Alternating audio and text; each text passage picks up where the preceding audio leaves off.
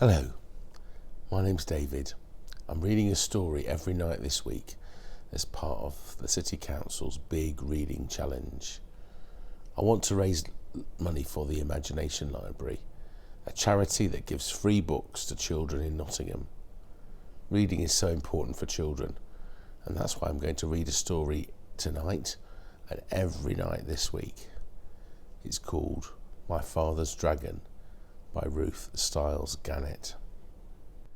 The river was very wide and muddy, and the jungle was very gloomy and dense. The trees grew close to each other, and what room there was between them was taken up by great high ferns with sticky leaves. My father hated to leave the beach, but he decided to start along the riverbank, where at least the jungle wasn't quite so thick. He ate 3 tangerines, making sure to keep all the peels this time, and put on his rubber boots. My father tried to follow the riverbank, but it was very swampy, and as it went further, the swamp became deeper. When it was almost as deep as his boot tops, he got stuck in oozy, mucky mud. My father tugged and tugged, and nearly pulled his boots right off, but at last he managed to wade to a deep, drier place.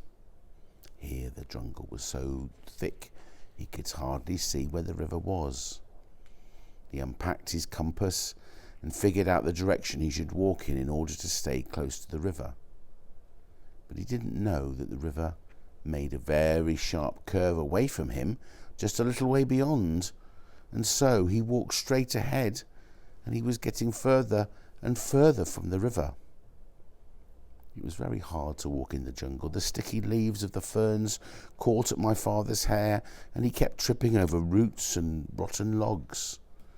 Sometimes the trees were clumped so close together that he couldn't squeeze between them and had to walk a long way round. He began to hear whispery voices, but he couldn't see any animals anywhere. The deeper into the jungle he went, the surer he was that something was following him. And then he thought he heard whispery noises on both sides of him, as well as behind him. He tried to run, but he tripped over more roots, and the noises only became nearer. Once or twice he thought he heard somebody laughing at him. At last he came out into a clearing and ran right into the middle of it, so that he could see anything that might attack him.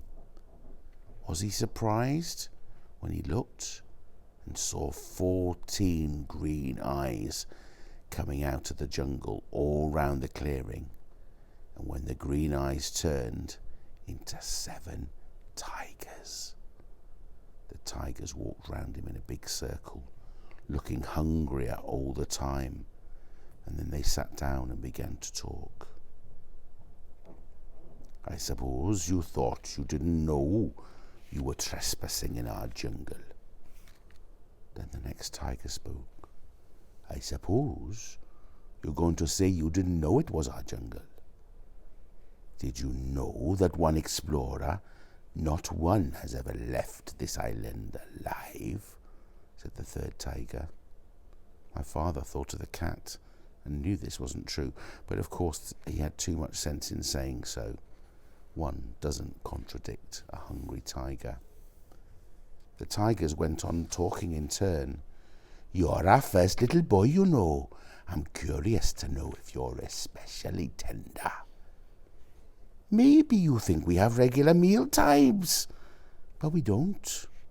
We just eat whenever we're feeling hungry," said the fifth tiger.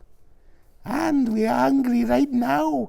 In fact, I can't wait," said the sixth tiger. "I can't wait," said the seventh tiger. And then all the tigers said together in a loud roar, "Let's begin right now." And they moved in closer.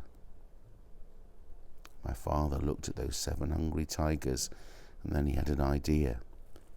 He quickly opened his knapsack and took out the chewing gum. The cat had told him that tigers were especially fond of chewing gum, which was very scarce on the island.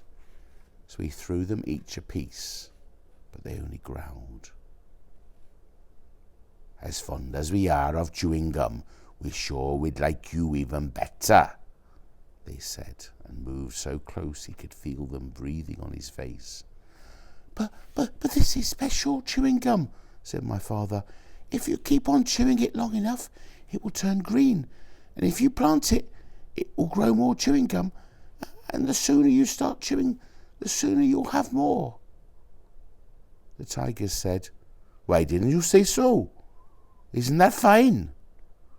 As each one wanted to be the first to plant the chewing gum, they all unwrapped the pieces and began chewing as hard as they could. Every once in a while, one tiger would look into another's mouth and say, Nope, it's not done yet, until finally they were all so busy looking to each other's mouths to make sure no one was getting ahead, they forgot all about my father. My father soon found a trail leading away from the clearing. All sorts of animals might be using it too, but he decided to follow the trail no matter what he met, because it might lead to the dragon. He kept a sharp lookout in front and behind and went on. Just as he was feeling safe, he came round the curve, right behind the two boars. One of them was saying to each other, Do you know what, those tortoises thought they saw a monkey carrying his sick grandmother to the doctor's last night, but Monkey's grandmother died a week ago, so they must have seen something else. I wonder what it was. I told you there was an invasion afoot, said the other boar, and I intend to find out what it is. I simply can't stand invasions. Me neither, said a tiny little voice. I mean, me neither. And my father knew that the mouse was there too. Well, said the first boar, you search the trail up this way with the dragon. I'll go back down the other way through the big clearing, and we'll send Mouse to watch the ocean rocks in case the invasion should decide to go away before we find it. My father hid behind a mahogany tree just in time, and the first boar walked right past him. My father waited for the other boar to get a head start on him, but he didn't wait very long, because he knew that when the first boar saw the tigers chewing gum in the clearing, he'd be even more suspicious. Soon the trail crossed a little brook, and my father, who by this time was very thirsty, stopped to get a drink. He still had his rubber boots on, so he waded into a little pool of water and stooped down, when something quite sharp picked him up by the seat of his pants and shook him very hard. Don't you know that's my private weeping pool? Said an angry voice. My father couldn't see who was talking, because he was hanging in the air right over the pool. But he said, Oh no, I'm sorry. I didn't know anyone had a private weeping pool. Everyone doesn't, said the angry voice. But I do. We're going to have such big things to weep about, and I drown everybody I find using my weeping pool. With that, the animal tossed my father up and down over the water. What is it that you weep about so much? Asked my father, trying to get his breath, and he thought over all the things he had in his pack. Oh, I have so many things to weep about, but the biggest thing is the colour of my tusk. My father squirmed every way which to try and see the tusk, but it was through the seat of his pants where he couldn't possibly see it. When I was a young rhinoceros, my tusk was pearly white, said the animal. And then my father knew he was hanging by the seat of his pants from a rhinoceros's tusk. But it's turned a nasty yellow-grey in my old age, and I find it very ugly.